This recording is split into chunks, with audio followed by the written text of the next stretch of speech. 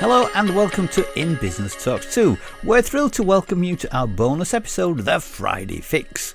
In our bonus episode, we'll be discussing a business-related subject with either one of our wonderful In Business networking members or a fellow business owner who will be sharing their advice, thoughts or knowledge on a particular topic. We are your hosts, Tracy and Ian Earle, founders of In Business, a networking and business support community.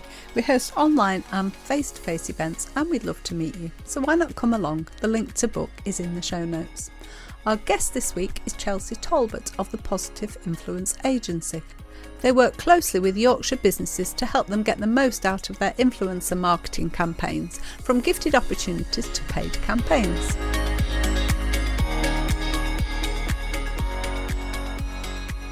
Welcome to our Friday Fix today. Today we have with us Chelsea Talbot of the Positive Influence Agency. Welcome, Chelsea. Lovely to see you. Thanks for having me. I'm excited to get going.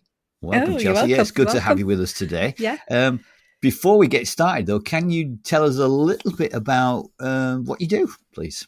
Yeah, of course. So my agency handles a multitude of things, from training and development for influencers and any small businesses that utilize mainly Instagram but social media in general, all the way through to facilitating influencer campaigns. So I'm very much the middleman between the business and the influencer to get the most out of a campaign, whether that is, a PR event, all the way through to fully paid, detailed briefs.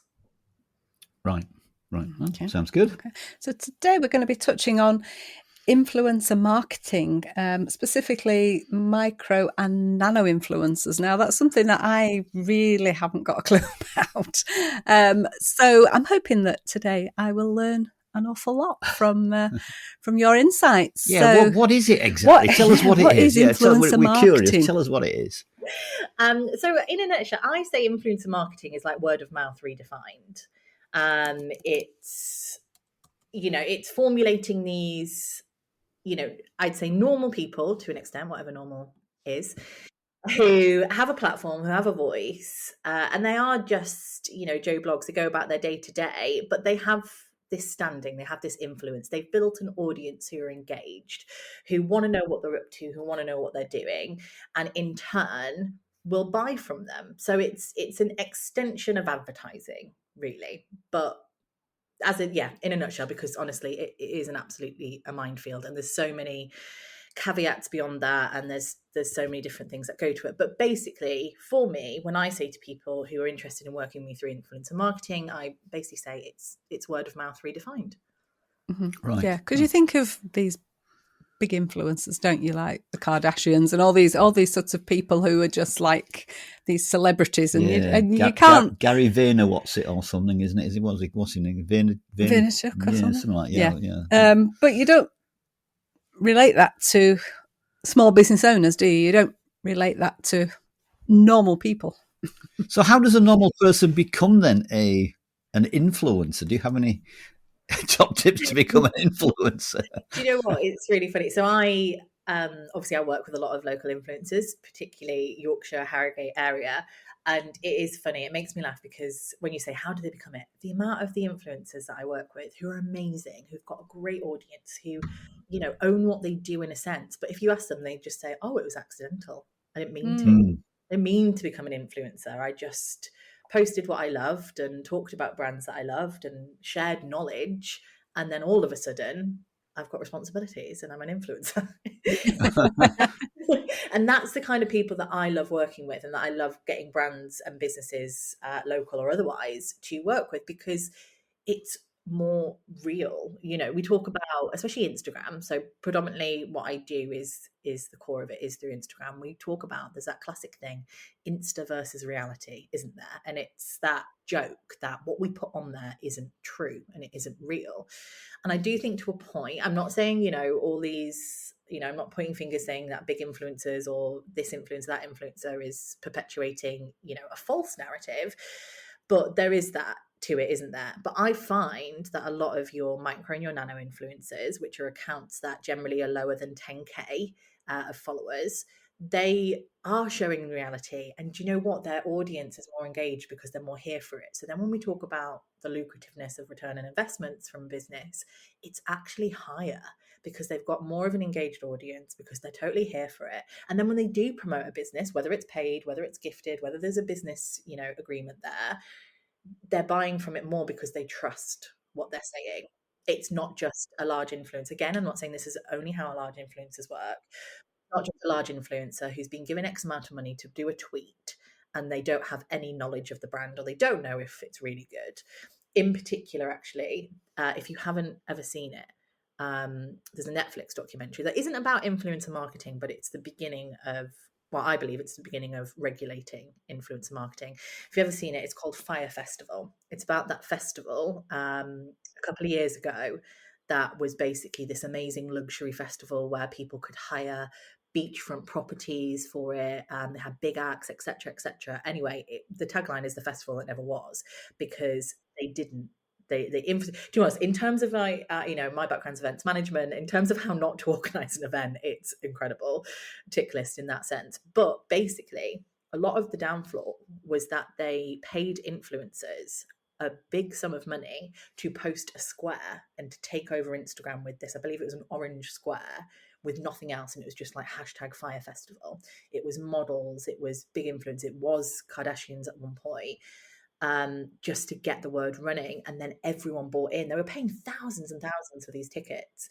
And I'm not saying it's solely down to the influencers that, caused the issue, but they had no idea. And then afterwards, these models were so upset that they had got involved because they didn't know that it wasn't actually going to happen. Basically, this festival never really happened, but people flew out to the Bahamas. God. Oh, good grief. That's good marketing, isn't it? That wasn't even a private. Yeah, oh my goodness, honestly, get it on your Netflix watch list, Fire Festival. It's, oh my God, it's incredible. But that shows where bad influencer marketing happen, when, someone's just accepting a job because, there's money in it for them, but they know nothing about the brand. And I truly believe that, not all, some people will accept things when they don't really have an affirmation for the company or the brand, but, they're getting a good payment or even a good deal with what they're getting. But that's where I think there's value in nano and micro influencers, because, it's in their local community. They have something they want to promote. It's never just, oh, I have no idea what this brand is. I have no idea if this events are going to go ahead, but you should go. And for me, that's the difference between the big and the small. Yeah, it's about authenticity, isn't it? And being real and being accessible to your audience, I suppose. Yeah, definitely. And it is a balance. I've recently, as an agent, I handle both sides of it. I facilitate between business and between influencers. And don't get me wrong, there's some businesses that probably don't know like the direction from anything else. We've all had it, haven't we? We don't know what we want from something and what have you. And unfortunately, they've been the nightmare in the scenario, and we've had to manage it. And unfortunately, I've had occasions where it was before I had the idea for the business, and actually probably where it came from, where I've been a +1 to an influencer because I knew them through business, and they were so kind to take me to, let's say a restaurant opening or an event, or what was it? And we arrived and no one knew why we were there.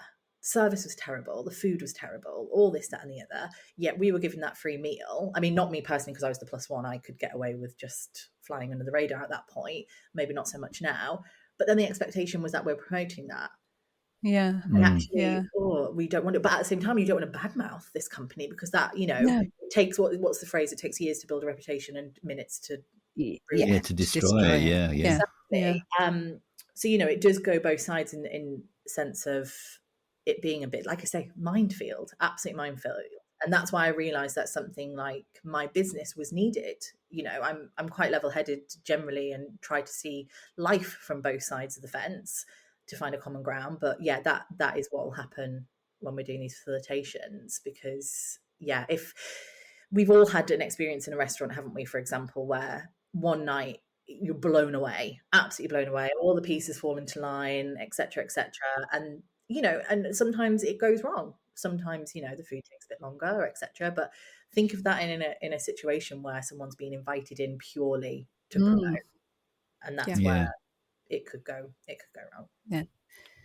So what you do is, say a business comes to you with a product or a service, you match them with an influencer who will go and use that product or visit that venue. Is that Yes, what yeah, you're saying exactly an that. influencer is? Yeah. There's a lot of back and forth to when I work with brands when they approach me with what they've got. Obviously, the best scenario is they go, we have this, we have an event, we have a product, we have a service, this is what we want to do, let's go from there.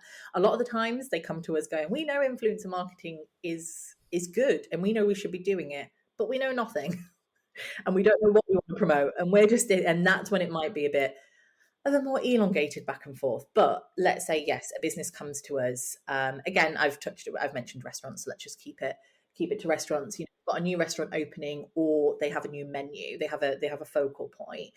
So I will meet with the business. We'll discuss what they're wanting out of this. What are they wanting? Are they wanting promotion? Are they wanting to get their name out? Because with influencer marketing, it is not just about getting followers. And I think some people will absolutely gasp at me saying, I actually don't chase followers. I'm actually that's the least bit I'm interested in when it comes to social media.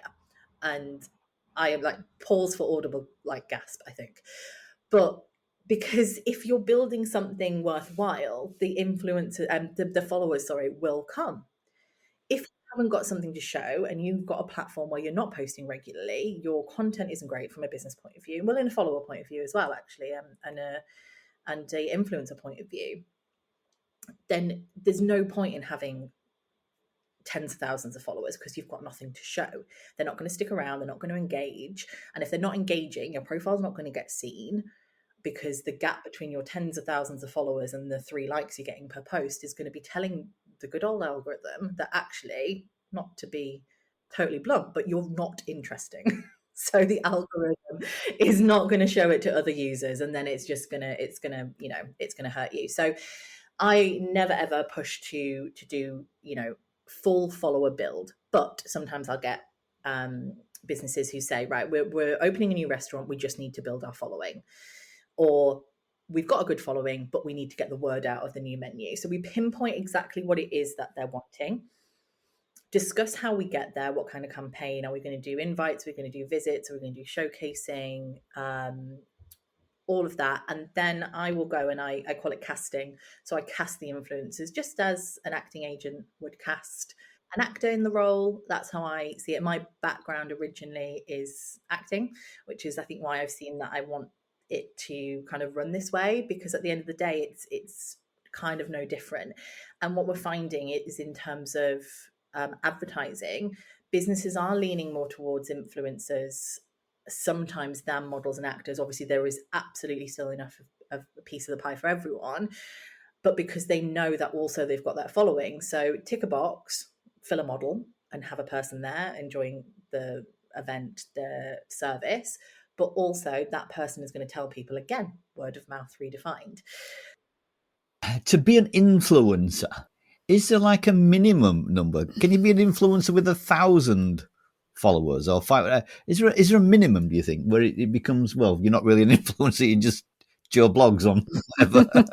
So from my point, so there's definitely, I see brands have a preference. They don't say it outright, but they have a preference. If I put people forward, I can see, again, they're chasing the followers. They're looking at the people with the bigger number in followers, which, as I say, from my point of view, is slightly incorrect, because there's more to it than that. Are they good with camera? Are they good with their content? When you look at a post that they post, how many people are liking it? How many people are commenting on it? How much conversation is there? So for me, technically there isn't a minimum number, but I wouldn't be putting forward, just anyone. I like to, so if I've got a PR invite where I've got a good selection and it's an event, I will invite what I would call a wild card. So I'll get the bigger ones, well engaged, good structure. I know what kind of content they're going to do for us. And then if I've got a spare, like I've got it covered and I've got a bit of a spare invite, I'll do a wild card.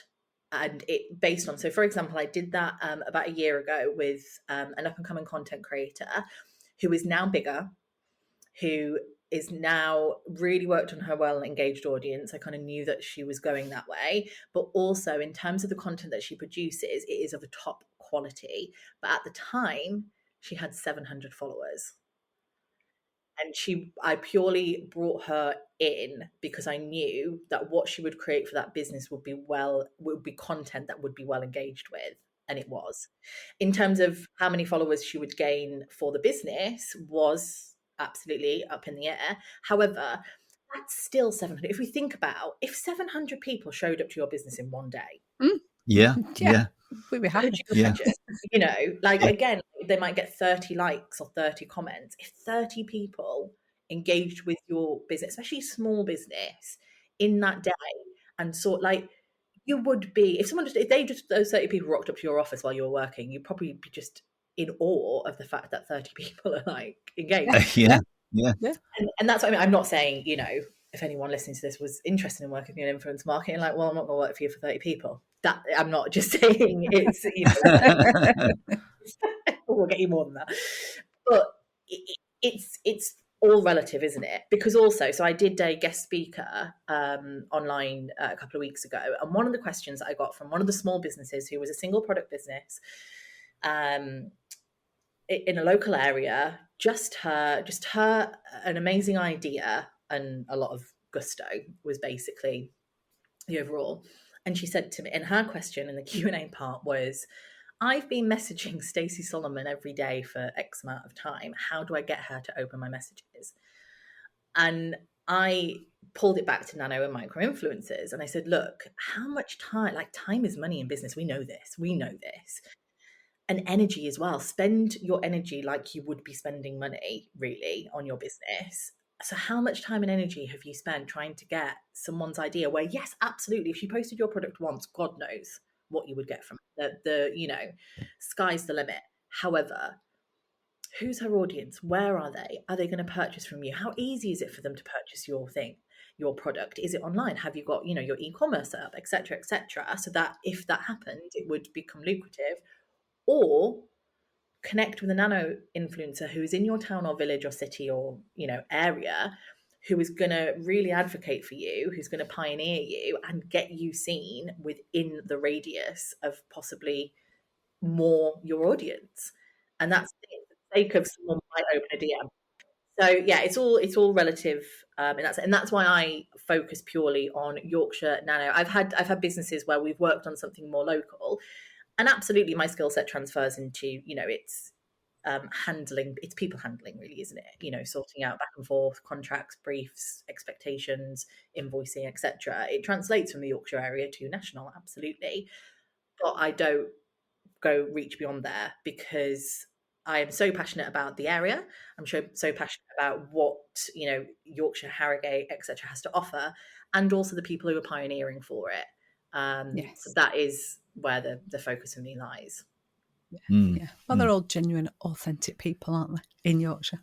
Yes, exactly. And they're very lovely. Yeah, very lovely. Amazing. So we deserve to focus purely on. Yeah.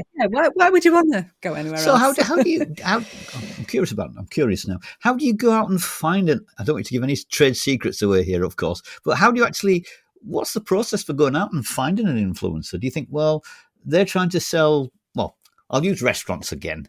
Who's a good person who talks about restaurants a lot? Is that, or if somebody's selling, I don't know, blue cars? I don't know what is it that do you search Instagram and the internet and LinkedIn, and do you spend hours just searching for these people who talk about? Am I being naive here? I literally just go out with a big net. I know. Yeah. Searching these influencers. No, so basically, really, so in a short, probably a lot of legwork when you think, a lot of continuous work. You know, I could be meeting people, kind of like with networking. You go to networking event, you don't know if in that moment that connection is going to be for tomorrow, or if it's going to be for 2 years' time, or 10 years' time, or even, you know, more. You're building those connections. That is why networking works. So for me, the start of finding good talent, whether they are influencers, content creators, bloggers, because they're all slightly different in terms of the way they work, is very similar. If they're doing the right thing and they're getting seen on the platform, I should be able to see them. So that's how I see it. So on Instagram, for example, and this is a little top tip for if you're wanting to expand your community on Instagram, and giving outward engagement gets engagement back. So that is a top tip for Instagram. You can follow hashtags.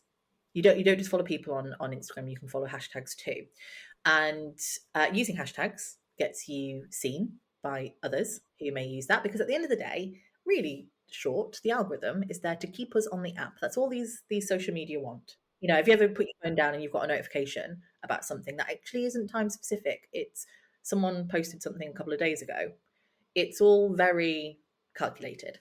So if they're showing us things in hashtags for content that they deem is interesting from someone who you should connect with, it's going to get seen on your feed. So I follow relevant hashtags. There's hashtags like Yorkshire blogger, Harrogate blogger, Yorkshire influencers, etc., etc.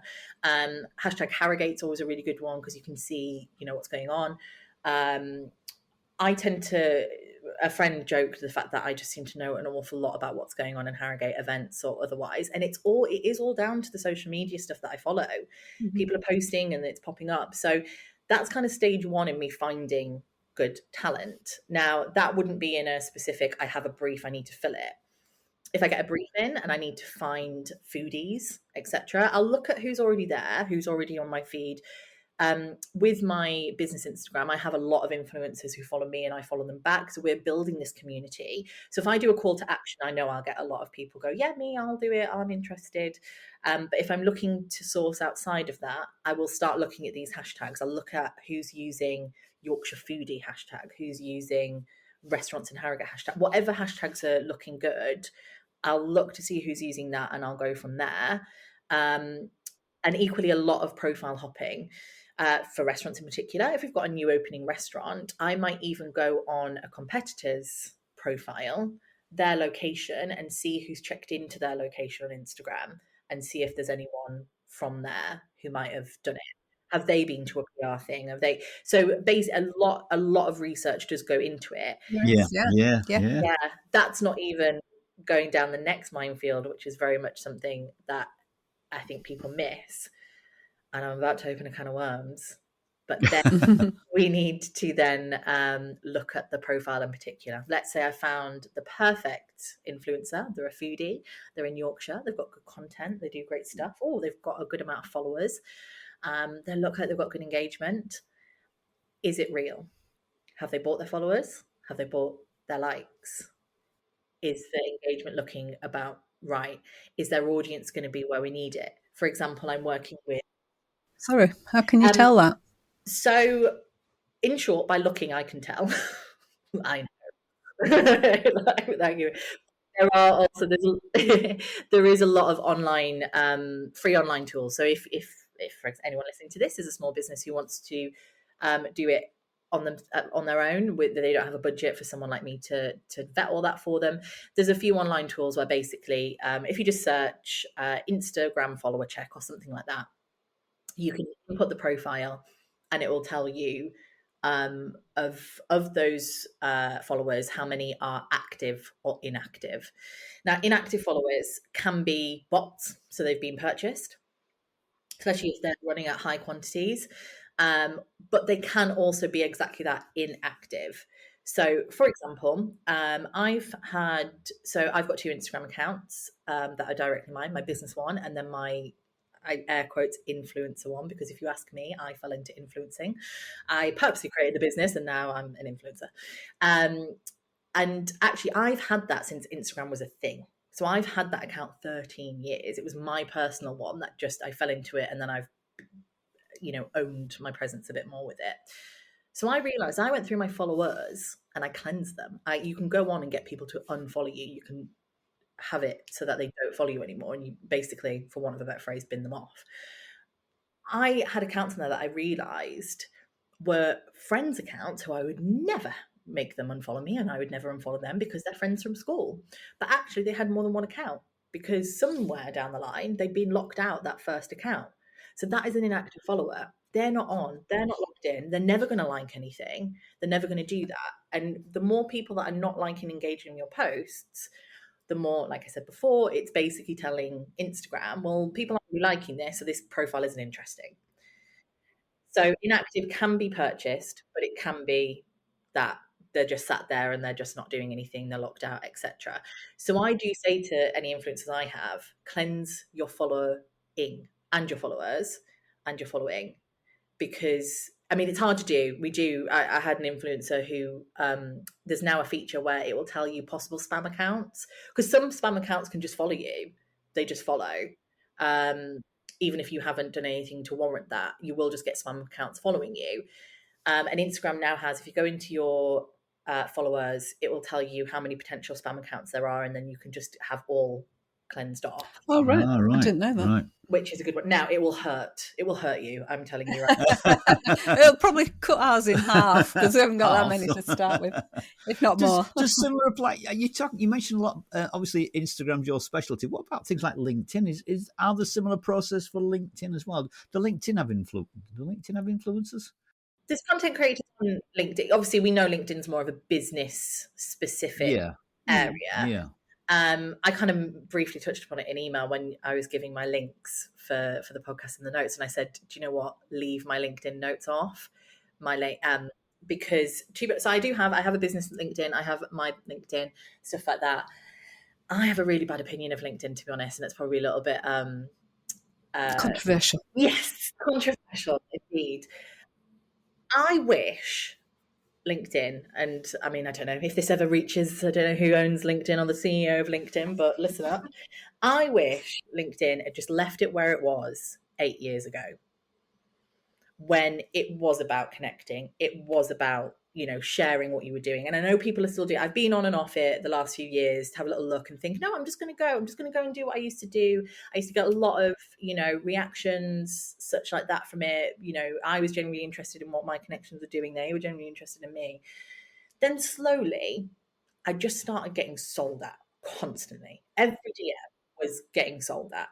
I've got this that you should do. And then I just clicked onto it. And do you know what? I'm very much like, I'm a cut and dry person. I ain't got time for it. And I remember once, so I keep harking back to restaurants. My background is sales and events in hospitality.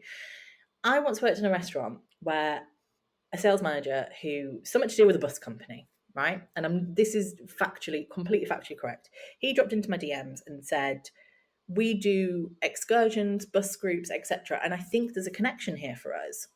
And I replied and thought, there could be, because I worked in a restaurant that wasn't far from the HCC, the convention centre in Harrogate.